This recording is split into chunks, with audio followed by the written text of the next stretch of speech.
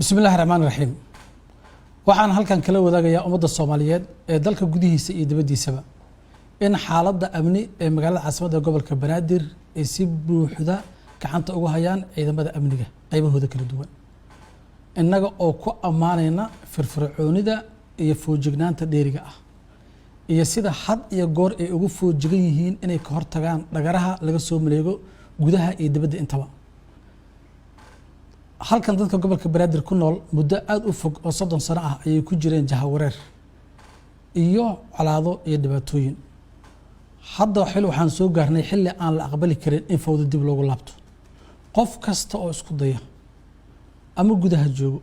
ama dibadda ha joogo fikrada isaga ka timaado ama shisheeyaha ka timaado halkan Muqdisho ma ahan mid laga aqbali karo waqtigeedina wuu dhamaaday waxaan magaalada caasimadda ah fadhiya oo ku shaqeeya dowladda federaalka Soomaaliya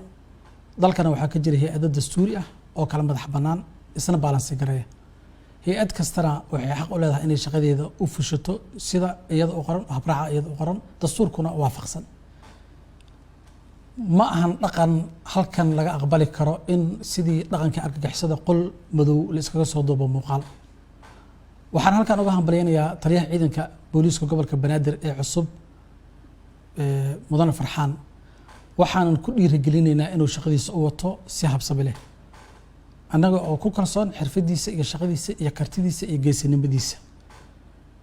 gobolka Banaadir waxaan hubin doonaa dadka Soomaaliyeed iyo dowladda federaalka ah waxaan hubin doonaa in qolo kasta ay shaqadeeda u wadato sida hore baan u sheegay si waafaqsan dastuurka iyo habraaca iyada u degsan innaga ka gobol Banaadir ahaan amni xafiiska amniga iyo siyaasadda waxaan saaran mas'uuliyadaasna waxaa ilaahay hortiisa aan kutub ugu marnay ku dhaaranay inaan u fulino sidana loogu igmaday ma aqbali doono mana yeeli doono oo mana dhagraarici doono isku day kasta oo la isku dayo in lagu jahwareeriyo dowladnimada Soomaaliya dowladnimadu waxay ku shaqeysaa shuruuc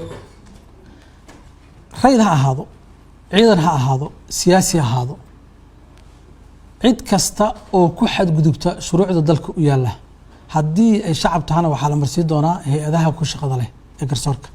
haddii ay ciidan tahana sida sharciga ciidanku uu qabo wuxuu u gudbi doonaa maxkamadda ciidamada waxaan ka codsanayaa shacabka Soomaaliyeed ee ku nool gobolka Banaadir in ay gacan buuxda siiyaan ciidamada amniga qaybahooda kala duwan si ay u gutaan waajibaadka loo igmaday waa mahadsantihiin